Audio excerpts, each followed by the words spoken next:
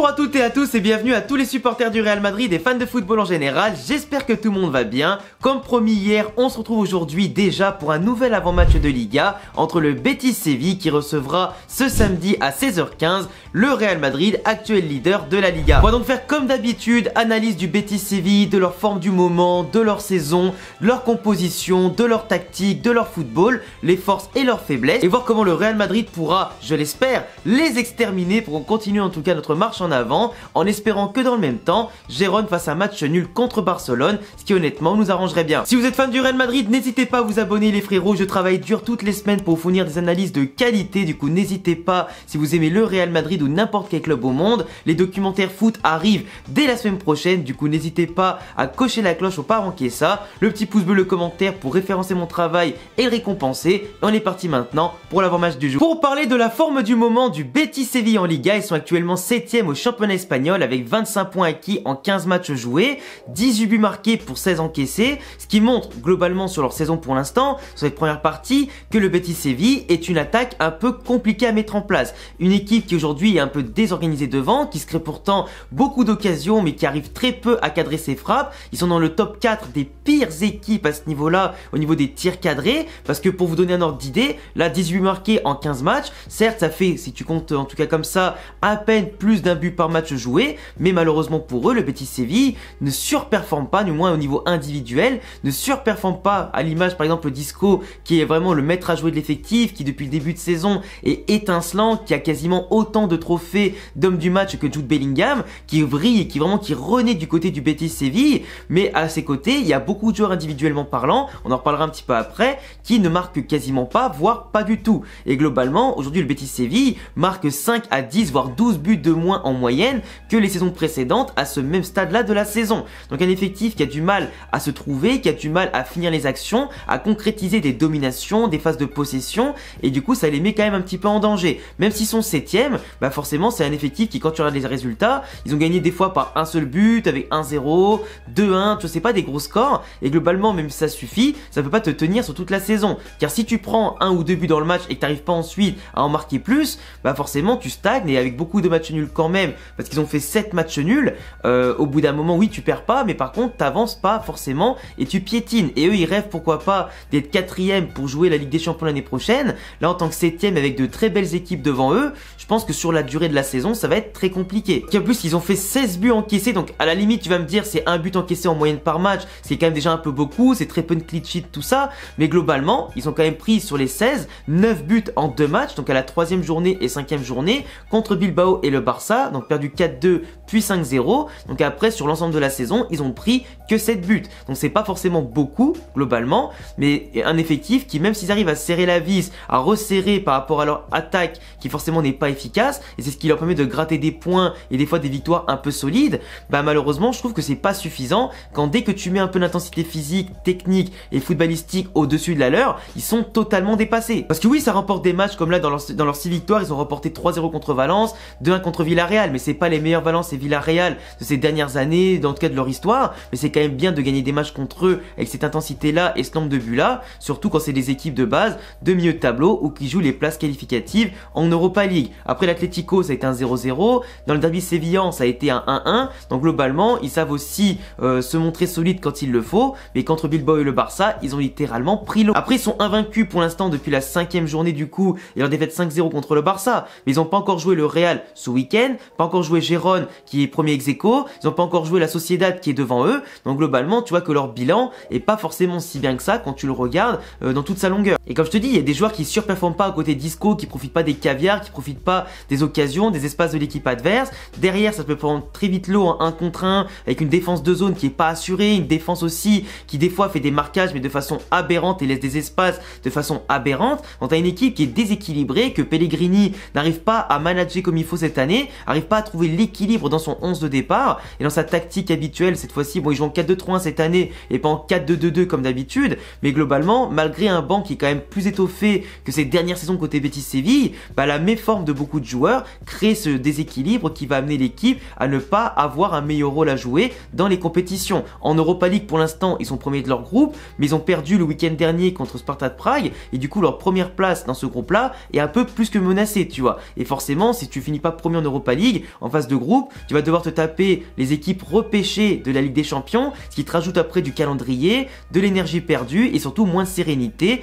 un peu moins d'argent et c'est compliqué après pour les effectifs comme le Betis Séville. Après je le rappelle, attention à la malédiction des anciens parce que Isco il a autant quasiment de trophées d'homme du match depuis le début de saison que Jude Bellingham, il s'est vraiment relancé là-bas, c'est absolument impressionnant et je suis très content de voir Isco quasiment de retour à son prime et je l'espère en sélection espagnole car on a besoin d'un joueur comme ça qui retrouve sa magie, son efficacité et sa capacité à tout défoncer. Et Isco aujourd'hui malheureusement bon il sera pas accompagné ce week-end là de joueurs qui seront absents notamment Willian José. Alors on sait pas si Willian José sera pas là ou pas parce qu'il est sorti sur blessure le week-end dernier, qui est quand même le meilleur buteur du Betis Séville cette saison avec 6 buts et c'est aussi un ancien de la maison et qui avec son 1m89 prend beaucoup de ballons de la tête, ratisse beaucoup par son physique, sa capacité à être agressif en tout cas au niveau de ses appels etc. et qui est en tout cas un pur danger et pur poison pour les défenses adverses. Donc s'il est pas là d'un côté, tant mieux pour le Real Madrid. Après s'il est là, vous inquiétez pas que Rudiger et Alaba vont s'en occuper, du moins je l'espère. Bon, Bellerin qui est suspendu parce qu'il a pris un carton rouge le week-end dernier, Fekir, Bartra et Sabali qui sont actuellement encore blessés,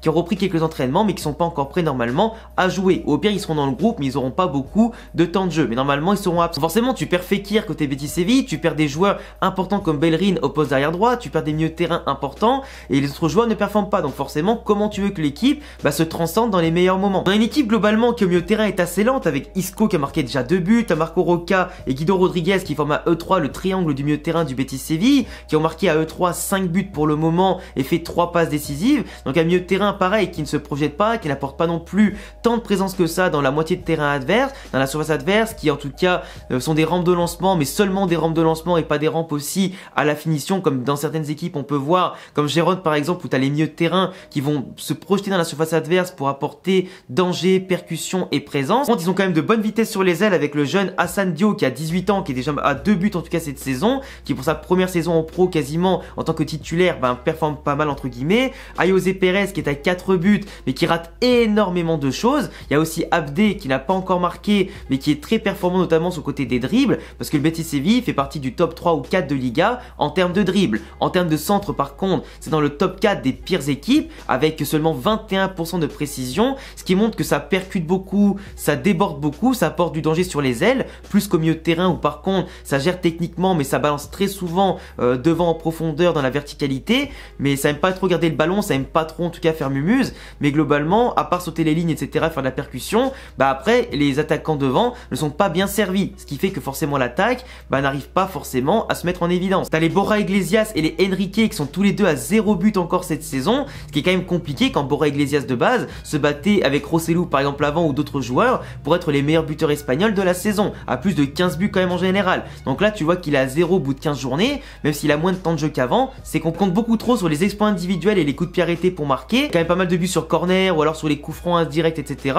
Mais globalement ça suffit pas si tu veux gratter contre les grosses équipes et le haut du classement. C'est vraiment une équipe qui joue offensivement mais qui a pas d'équilibre entre l'attaque-défense, qui est assez lente au milieu, qui peut vite se faire bousculer techniquement comme physiquement, et s'ils ont pas la possession c'est compliqué, et si en plus de ça dès qu'ils sont menés au score ou même ils savent pas forcément de base tenir un score, comme on l'a vu contre Bilbao, ils menaient 2-0 puis ils ont perdu 4-2, dès que tu mets un peu trop d'intensité, que tu leur mets le premier but et deuxième but, après c'est une équipe qui se relâche, qui trouve plus de solutions, qui panique, qui manque d'expérience, parce qu'elle était quand même très rajeunie cette équipe par rapport aux saisons précédentes, tu te retrouves quand même avec une équipe totalement débordée. Et en plus de rater beaucoup d'occasions, on va dire que eux, leur tempo de feu, c'est la première mi-temps et l'heure de jeu, et comme par hasard, à partir de cette statistique-là, ils prennent souvent des buts en fin de première mi-temps ou à l'heure de jeu, et énormément en seconde mi-temps. Eux ne marquent très peu en deuxième mi-temps. Et c'est un effectif justement qui donne tout sur le pressing, sur l'intensité, l'occupation, mais après derrière, ils sont cramés et n'arrivent pas à gérer leurs efforts. Donc à nous de monopoliser le jeu, les faire courir, faire circuler le ballon, marquer le premier, le deuxième but assez rapidement, les faire sortir, profiter de leurs espaces et du danger qu'on a créé chez eux, comme le Barça et Bilbao, leur en planter 3, 4 voire 5,